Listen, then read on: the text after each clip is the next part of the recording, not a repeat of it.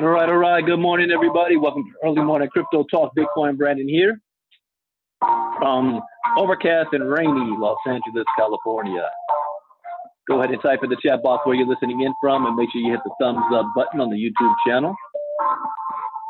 Good morning, Bethany Gibbs from snowy Seattle. I saw that. I saw some pictures from Will that posted.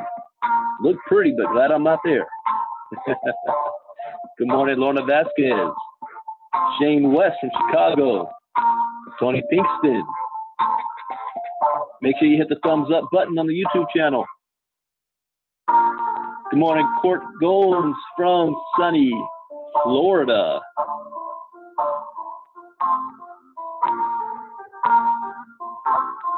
Welcome, everybody. Got some interesting news in the Bitcoin world this morning. As a disclaimer, I'm not a licensed financial advisor to be giving financial advice. I read the news, give my opinion, share a suggestion, and it is up to you to make an informed, intelligent decision on which direction you want to move into. There's 4 rules I live by in the crypto space to have success. Rule number 1, education is key. Education is everything. Rule number 2, never invest money you cannot afford to lose. Number 3, always get a return on investment back as fast as possible. And rule number 4, where do you see yourself in 3 months, 6 months, a year from now? What are you willing to do to make it happen? Make a decision, find a vehicle, take action, and remain focused. Do not get distracted. There's so many things out there that can distract you in this space. You have limited resources and time. Now, following these rules is not going to guarantee you success, but it will at least minimize your risk. And that, ladies and gentlemen, is the most that we can ask for. All right, so let's go ahead and kick things off. You should be able to see my screen right now, and we're going to start off. We're looking at CoinMarketCap. So the market cap's 133 billion. I didn't do crypto talk yesterday, but the day before, I think it was at 131 billion. So it has risen a little bit. Last time I looked, Bitcoin dominance was at 51.9%. So looks like there's been some movement in the altcoin in the upward trajectory. Bitcoin is at 0.58% positive. Ethereum and Ripple's a little bit negative. This looks like a flat market, except Binance coin is up 10%. Binance is making a big run out of this group. Ontology. So Binance and Ontology for the top 20 coins. Best performers: Aurora, Ravencoin, Digitex Futures, Huobi token. So yeah, Electroneum is up 10.9%, almost 11% up. Worst performers: Nexo, Quant, KundiX, negative 3.9%. Theta, Decred, Insight Chain, Tezos, Komodo, Tron, negative 1.3%. Pretty much flat market. I forgot to look at what's the current price of Bitcoin is at. 39.26, according to here. That's Pretty good. Let's see, real-time data, 3888, 24-hour high, 3900. The buy wall, sell wall at 37. Really? That doesn't make sense. These numbers don't make sense. 3684? 3767? That's not right. 3888. It should be way up here. Huh. That's interesting. What's the bot doing? 32 coins, I see it, that there's in the bot for the buy order at 3860. Is there a sell order for the bot?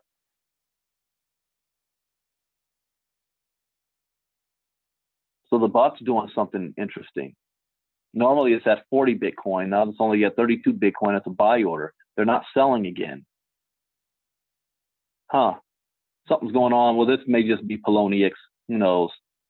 But their buy and sell wall is off big time. All right, let's take a look at some of the news. First up, I already covered that news. Serious retailer. CFTC chairman says blockchain technology could have dramatically improved regulators' real-time response to 2008 crash. So here we're seeing a report that is saying, had we had blockchain technology, that might have avoided the 2008 collapse. I agree with that, because we would have been able to publicly see all the illegal stuff the banks were doing before they cashed out. So the chairman of the United States Commodity Futures Trading Commission has recently made some waves with blockchain-related comments. Specifically, he praised blockchain technology's adaptive and speedy characteristics, noting that blockchain technology could have helped deal with the 2008 global financial crash. I am starting to see individuals like this that are now having a flipped point of view when it comes to blockchain. Or they might still be against Bitcoin, but they love blockchain. They're starting to realize maybe it's not the evil boogeyman that we thought. Maybe it can actually help us and make us more money. Hit them in the pocketbooks. That always gets their attention. Blockchain technology could have enabled an overview of the situation. I said that in 2017. The CFTC's chairman, Christopher Giancarlo, made these remarks during the 4th annual DC Blockchain Summit in DC on March 6th. Moreover, Giancarlo stated how the usage of blockchain technology could have transformed the real-time responses of regulators to the 2008 crash. Furthermore, Giancarlo also referenced his personal experience being the executive vice president at the GFI Group brokerage. In 2008, Giancarlo explained, GFI Group supposedly operated one of the world's premier trading platform for credit default swaps. Giancarlo also noted the widespread panic and disarray prevalent on GFI's trading floor as the financial crisis became a reality. I remember a call from a U.S. bank regulator asking about CDS trading exposure of several major banks, including Lehman Brothers. In fact, trading conditions were deteriorating by the hour. It was clear that the regulator had little means, short of telephone calls, to read all the danger signals that the CDS markets were broadcasting. However, Giancarlo went on to explain that blockchain technology could have significantly exacerbated this information asymmetry plaguing the market. Moreover, blockchain technology could have enabled a golden record of the real-time ledgers of all regulated trading platforms. You think you're just figuring that out? In addition, this would have served to unify how regulators attempted to maintain order within the markets as this systemic market failure became evident. Giancarlo says, what a difference it would have made. At the time, regulators did not have access to anything akin to the real-time distributed ledgers of today. You know what? Here's my problem. Regulators want to be all over crypto, right? But we got to make sure there's no fraud in crypto. But where is that same tenacity when it comes to the banking world? The warning signs have been there for 8 years. It wasn't something brand new. Don't tell me, oh, if we only had the warning signs, if we only could monitor the market, you knew what was going on and you allowed it. What a difference it would have made for the regulators. This meant that regulators were forced to manually contact brokerage firms such as GFI to get a handle on current market information. Really? Giancarlo explained how this would not have been needed if blockchain technology had been employed. What a difference it would have made a decade ago if blockchain technology had been the informational foundation of Wall Street's derivatives exposures. At a minimum, it would certainly have allowed for far prompter, better informed, and more calibrated regulatory intervention instead of the disorganized response that unfortunately ensued. Ultimately, Giancarlo argued that usage of blockchain technology and modern cognitive computing capabilities could have been used to reveal that the $400 billion notional of outstanding credit default swaps written on Lehman Brothers represented under $8 billion in net market exposure to failure of the firm. Now, my only other problem with that is that wouldn't have stopped it. You would have been able to see it. But what would you have done to prevent it and stop the collapse from happening? What if you were able to see it before it got that big, and then you were able to act on it? So you have a second chance now because we are on the precipice of another economic meltdown bigger than 2008. Blockchain technology is here. You think the regulators would implement that technology as fast as possible to avoid a repeat of 2008, you would think. That's not the regulator's focus. The regulator's focus want to be on crypto fraud. Really? You want to talk about fraud? Let's look at largest private bank in Russia. The same bank that actually went against Vladimir Putin when he said, I want the Russian ruble summer of last year. And they put a stop to that. Now he says, no, you better have it by this summer. They were afraid of manipulation and market fraud. And look what happens. Largest private bank in Russia launders $9 billion, while Bitcoin remains the focus of the regulators. What's really going on? Who's the biggest criminals? Doesn't matter the country. All the banks are the same. State-sponsored fraudulent manipulation here. Money laundering at its highest levels legalized. Yet the regulators want to focus on Bitcoin. That is hypocrisy, or that is an agenda. Let's take a look at this article. A $9 billion scam via money laundering was discovered by a group of journalists recently. This scam, with roots in the largest private bank in Russia, includes no involvement of Bitcoin. The scam allowed the criminals to move billions from its shell businesses and into the global financial system. It was revealed by the Organized Crime and Corruption Reporting Project with help from 15 Min LT, so a Lithuanian news site, and The Guardian. Interconnected system of businesses. The group of journalists showed that over $470 billion in 1.3 million leaked transactions from 233,000 companies were facilitated in the operation. Yeah, you know what that just reminded me of? I was off track. If you guys have ever read the book series by Hal Lindsey called Left Behind, the Left Behind book series, there was I don't know if there's a movie series played by Kirk Cameron, but it doesn't do justice to the books. But how they were able to get their funding is that like a computer hacker was able to manipulate bank. He worked for the bank, right?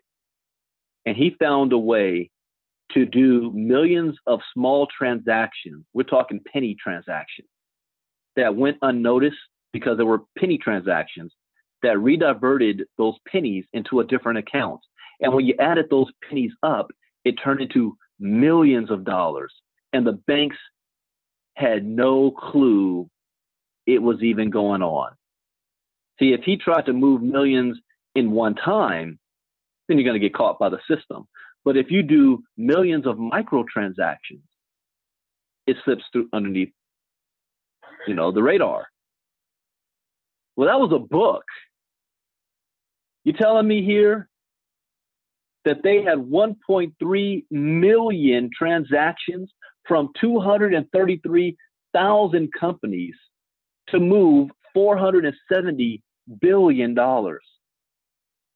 From 2013 to 2016, nearly 4.8 billion was moved into Europe and the United States through no less than 75 offshore firms integrated with one another. Many of the businesses are suspected to be owned by several Russian moguls. I can never say that right. It sounds like Harry Potter, a mogul. Moguls and politicians. Some are reported to have direct ties with Russian President Vladimir Putin. Of course. Putin's going to get his cut. The laundering scheme gave Russian politicians a way to acquire shared in secret. State-owned companies were able to purchase real estate in both foreign countries and in Russia. Hey, didn't they buy like a huge mansion from Donald Trump? These firms also purchased private luxury yachts, paid for medical bills, hired famous musicians for private parties, and much more. The group of interconnected offshore companies created almost $9 billion in transactions that went unreported. This was in an effort to cover up where the cash was coming from, in an effort to protect themselves. The people with money, there's the key right there. The people with money use the identities and signatures of those in poverty without their knowledge. That's just wrong. So they use fake identities. It's like they stole identities of broke people. As a result, these unknowing signatories ran the system of offshore companies. They didn't even know that money was being used in their name. There have been many money laundering schemes uncovered that have reached into the billions of dollars since 2017. However, the focus of regulators continues to remain on Bitcoin. Reports from the OCCRP states that the laundering scheme distributed monies through a web of high-ranking financial institutions. These included German-based Deutsche Bank, U.S.-based Citibank, and Austrian-based Raiffeisen. When contacted, the banks either declined to make a statement or stated an internal investigation was ongoing. Raiffeisen did state that it complies with all anti-money laundering requirements. Its compliance systems and processes have been and continue to be regularly reviewed by external parties and are confirmed to comply with the legal requirements. Deutsche Bank, however, announced that it has no part in overseeing what its clients do. The financial firm went on to say that many of its clients are banks and that it has no direct ties to those with malicious intent. The bank went on to state that their clients are so-called respondent banks.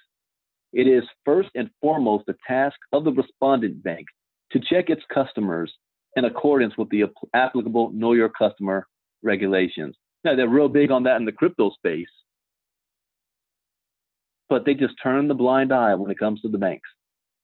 If Bitcoin were involved, at this point, it's time to have a discussion around overhauling banking systems, especially given that a $9 billion money laundering scheme was just uncovered. Their willingness to cooperate with hackers and schemers shows that we cannot trust these institutions and that they are a danger to the vast majority of the world's population. The wealthy can now force anyone out, including lawmakers and governments, giving them the ability to steal from those who want to have a fair and efficient system. These are the people who pay large portions of their income to support their country, state, cities, and neighborhoods. Of course, there's also the problem with which they create money. An uncontrollable amount of currency results in inflation. This immediately devalues what money people do have while increasing the wealth of the rich. While Bitcoin might not be the answer, it at the very least brings to light the problem within the system. It also provides a method through which these types of problems can be solved. Using a public, immutable ledger that have a limited supply and is decentralized helps to protect against inflation and other problems that occur within our current financial system. That is absolutely true. That's what the other article was talking about.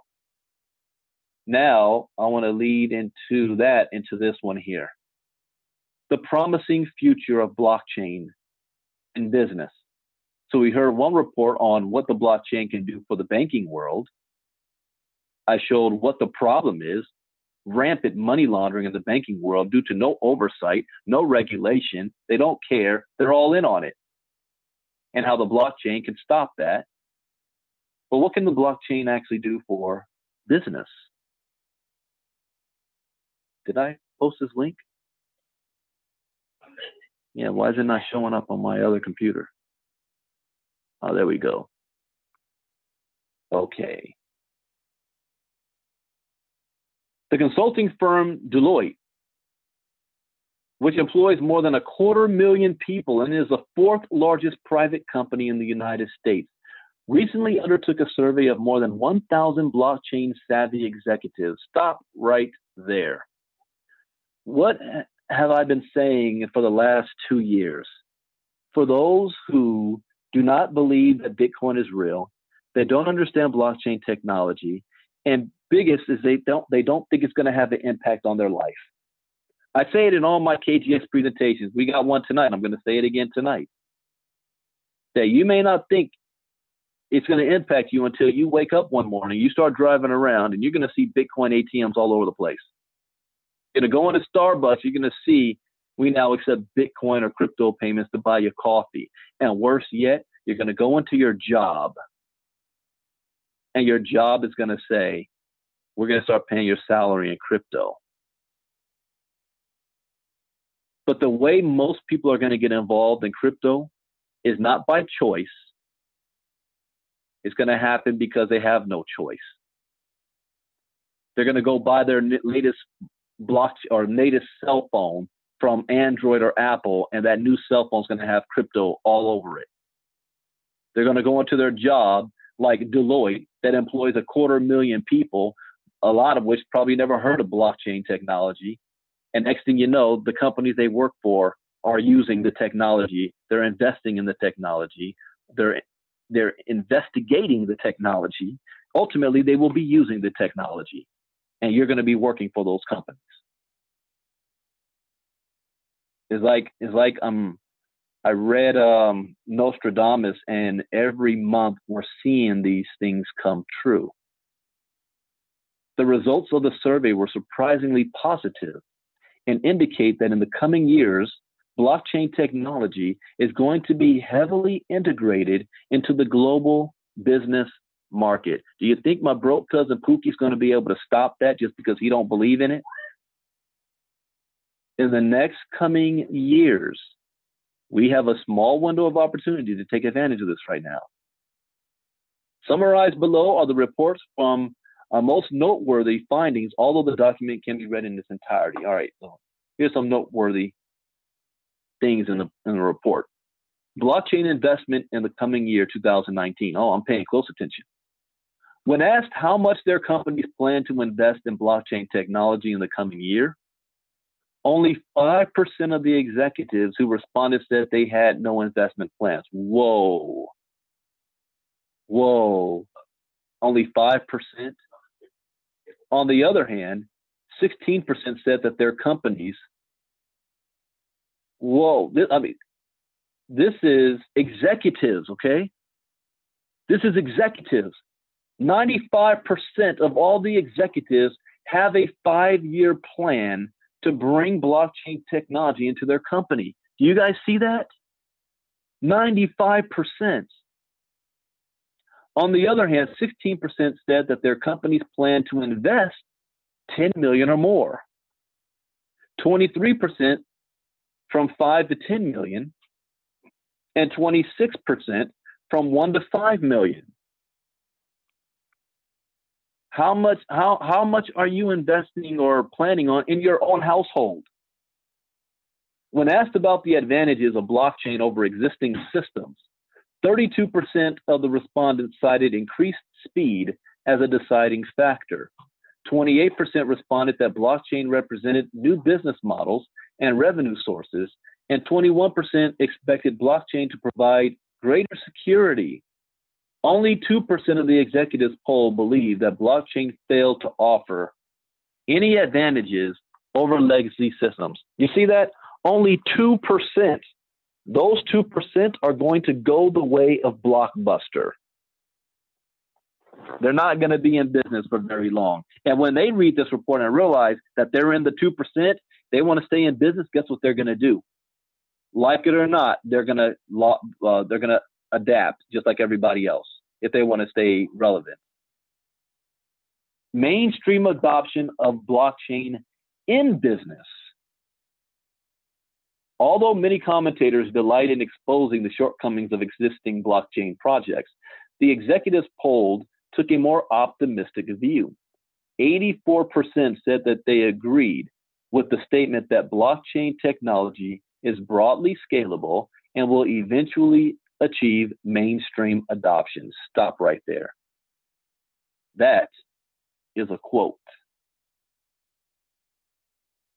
I'm going to highlight that for later. 84% of executives. 2018, 2019 is just building the infrastructure. A further 74% agreed that their executive team believes there is a compelling business case for use of blockchain technology. These numbers were not here in 2017. It was the opposite.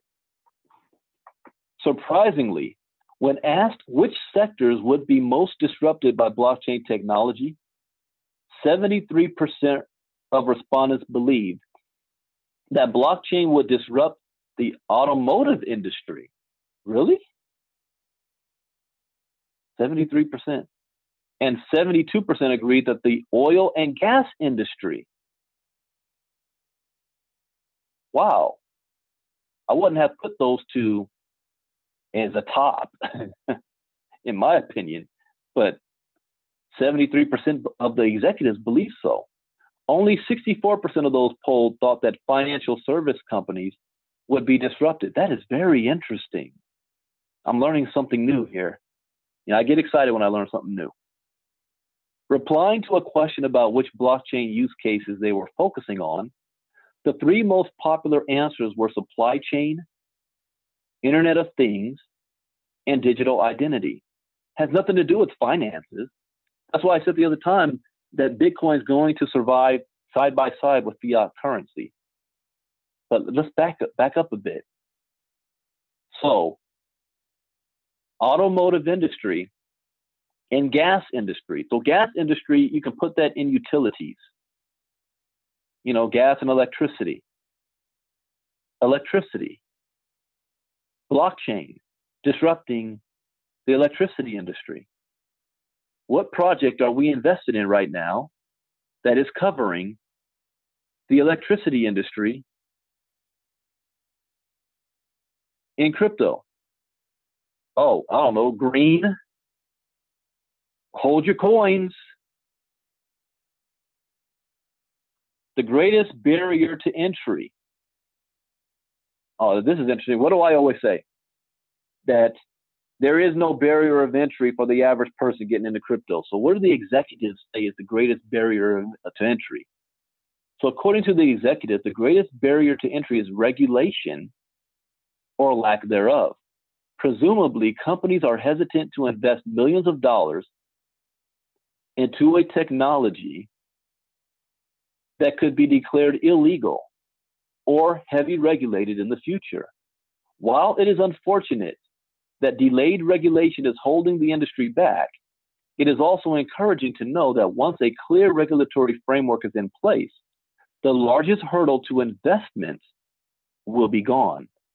Deloitte's report clearly shows that companies are interested in blockchain technology and are investing millions of dollars into it. This is happening even in the depths of a bear market, which proves that innovation and development are taking place irrespective of price. In the coming years, it's all but guaranteed. You got to be careful using the word guarantee in the crypto space. But this is what they're saying. It is all but guaranteed we will see various offerings from household name companies who have chosen to embrace the blockchain revolution. Need I say more? Good grief. I'm saving this one because I'm going to quote that later. And last but not least, we've been following Quadriga. What's the latest news now on Quadriga? I saw an article yesterday that they found the wallets to be empty. There's no money in the wallet. So that goes against the executive saying, the 150 million is gone because we don't have access to the wallets. The CEO died and took the keys to the grave with them. Then they looked at the wallets and said there's no money in it. So what's the latest news now? The judge has granted Quadriga a 45-day extension to find the missing 140 million. Where's the money at? One thing I say is, where's the wife? It's not hard to follow the money trail. Representatives of Quadriga, the now defunct Canadian crypto exchange, which is engaged in a legal battle to gain bankruptcy protection. Oh, heck no. Have been granted a 45-day extension to the deadline, which was set for them to find the $140 million in crypto, which they say is on cold storage wallets, which have gone missing. The case has garnered significant attention in the crypto world due to the extraordinary and sensational circumstances surrounding Quadriga's collapse, which include the mysterious death of the company's CEO whilst he was visiting India. On my other computer, a new article just popped up. Quadriga exposed. Founder allegedly traded $8 million in Bitcoin. Okay, we're going to cover that next since we're on the topic. The founder traded $8 million in Bitcoin. When? All right. Let's finish this article first. A new deadline to prevent lawsuit free-for-all. Justice Wood was reluctant, but nevertheless granted the extension to the firm, which now has until April 23rd, after hearing the appeals of the defense's attorney, Maurice Chison. Chison reasoned that without an extension to the deadline, Quadriga would see an end to creditor protection before it had sufficient time to locate the missing funds. This would expose Quadriga to a possible whirlwind in lawsuits. I suspect we would see some lawsuits filed. Such proceedings could be filed in multiple jurisdictions. They could be conflicting, Chison explained to Judge Wood. We could effectively have a free-for-all. Ernst & Young, the court-appointed monitor for the case under the company's Creditors Arrangement Act, as well as himself, needed more time to look for clues, Chison argued. stating that it was far too early to call the search off. All right, I still call bogus on this. It's not like it's under somebody's mattress. All they have to do is, where are the company wallets? What are the company wallet address? How many coins are in those wallets? If there's no money there, then look at the blockchain freaking history. You can see every single transaction. When and where was the money moved to? What accounts?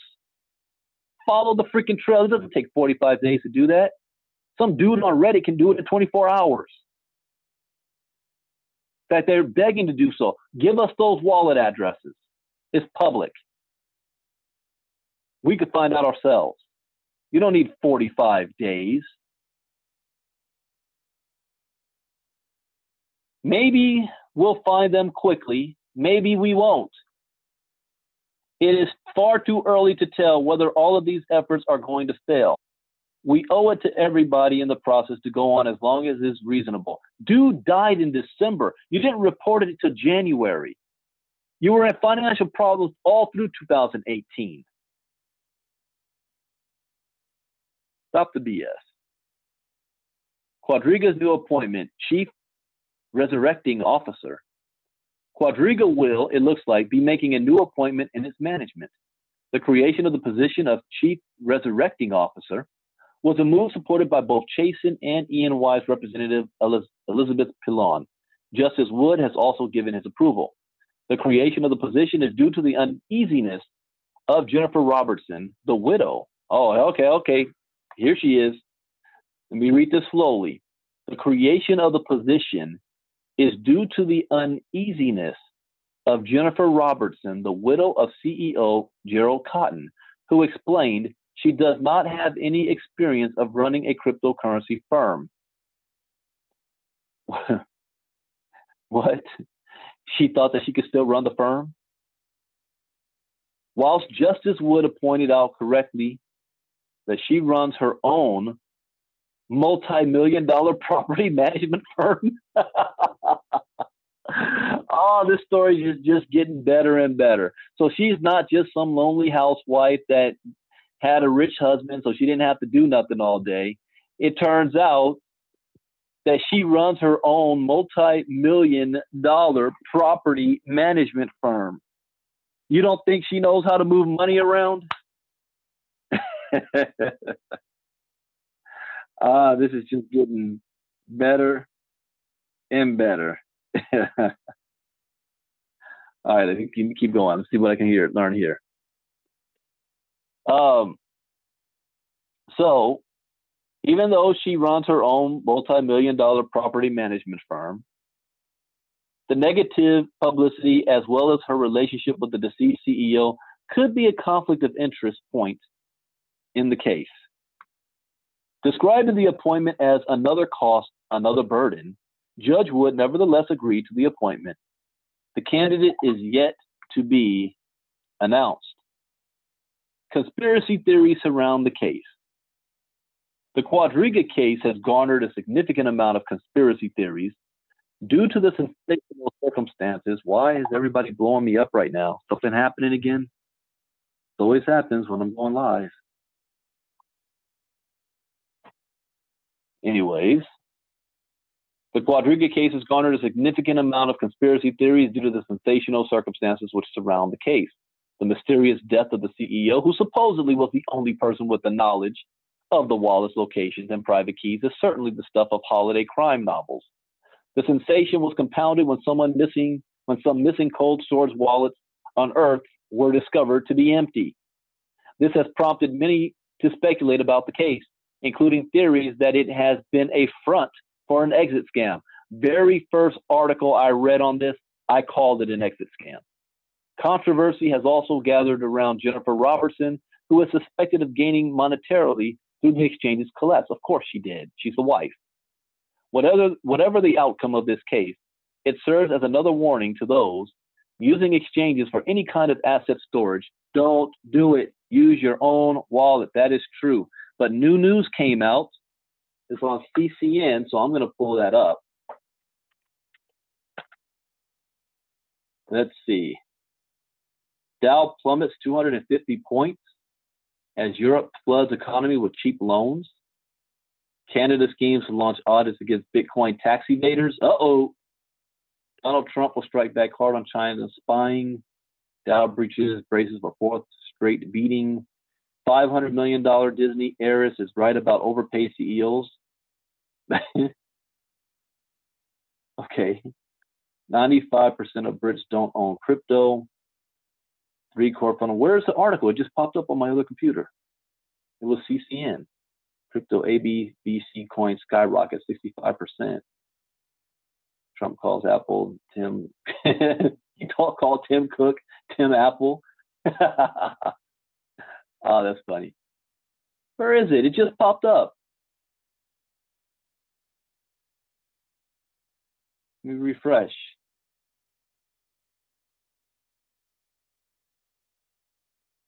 Okay, let me go to my other computer again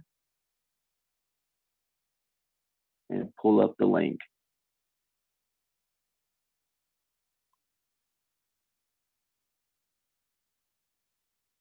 Is it news.bitcoin?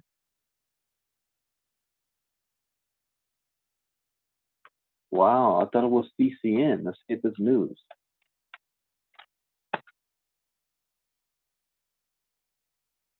UK regulator, 3% of consumer. Canada tax agency poses. Yeah, they're about to go after. And better be careful, because if they do it, the United States can do the same thing. Revenues on the mend. Oh, I guess it popped up and it disappeared. They pulled it down?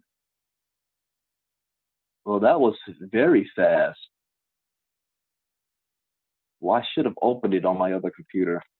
I just dismissed it. Yeah, I guess it's gone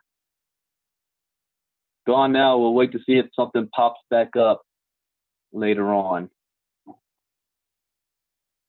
So 97% of Brits don't own crypto, don't plan on buying Bitcoin either. Buy it now. Buy now before they get in on it. All right, that is it for crypto news for the day. Tonight, I will be doing a KGX presentation, 9 p.m. Eastern, 6 p.m. Pacific on kgxglobal.info. kgxglobal.info, 9 p.m. Eastern, 6 p.m. Pacific tonight. See you all there. Have a blessed day. I hope you learned something new, because as always, that is the point.